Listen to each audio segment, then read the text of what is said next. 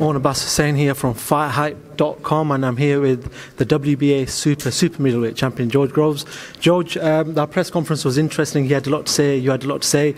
One thing he did say is that you got knocked out by Carl Froch, and he's insinuated that you've not really improved or gone past that. How do you feel that you've improved since the loss to Carl Froch? Sorry. Yeah. Well, thanks for correcting that.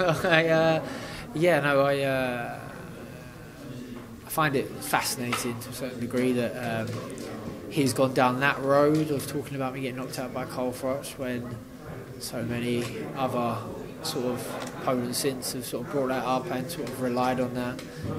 It doesn't bode well for him. The only problem I had with losing to Carl Froch was that I was in a situation where I believed I was world champion and I wasn't. I was depressed about that. I performed well in both fights, performed better in the first, and I was working with a trainer who was a hindrance to me rather than an asset. And because of the first couple of Froch fights, it wasn't really that evident. But fight on fight, I got worse and worse, and then in the end, I had to make a change. And since then, I think I've been unstoppable. When I won the world title in Sheffield this year, I feel I put both those Froch fights to bed. I've been walking around for so long believing I should and deserve to be a world champion, but then I finally am. I am now. So I have no nightmares, no demons from either of those two fights. They stand me in good stead.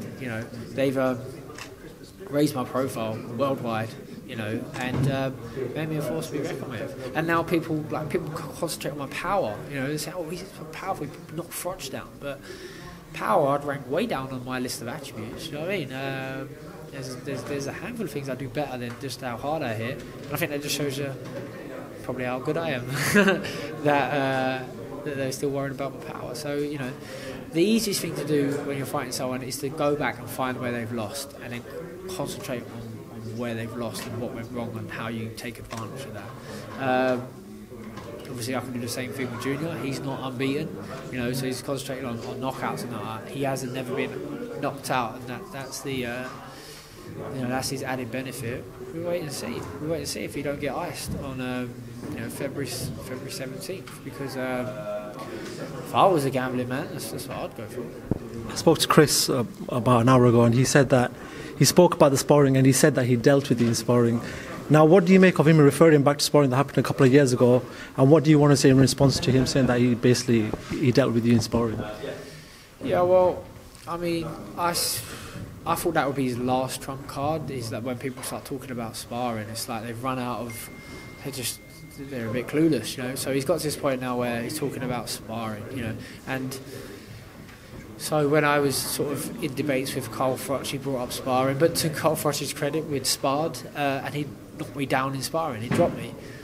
So, it doesn't matter if I'd won 89 out of 90 rounds, that round he dropped me, he could hang on to that, but Junior's never hurt me, never buzzed me, never dropped me, never done anything. So if he's got a bit of tapes where he's won the rounds, then fantastic to him, because and I don't take sparring seriously, and that it's not a fight. I don't need to win the rounds, so he will find a few rounds that he's won because he's been busier, but there's also a hell of a lot of rounds where I've absolutely schooled him because he's not of my pedigree, which his dad takes exception of. I've boxed at a higher level as an amateur and a professional than he has, and so far he's a world-class sort of brand builder in that, between him and his dad, they've got themselves into this position without ever having, a legitimate world level fight. This is his first time, so let's see if the sparring itself is enough to give him the confidence to go into this fight, because he's not getting any help from any trainers, because the trainers know less than he does. His dad just drops in and out with some pearls of wisdom, which it's up to Junior whether he decides it's any good or not.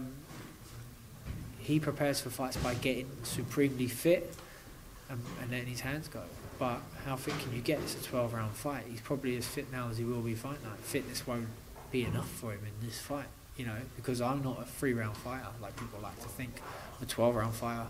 I've been 12 rounds enough times. I can sustain a high pace, and I'm not a bag. I don't stand still. You can't let your hands go with me. I'm deceptively good. I know it. Sometimes I watch the fights and I think, I'm better than that, you know. But that's because that's just the way it is, you know. I'm in and out of range much more subtly. I'm much faster than people realise. He'll find that out. So even if he takes confidence from the sparring, it's not realistic.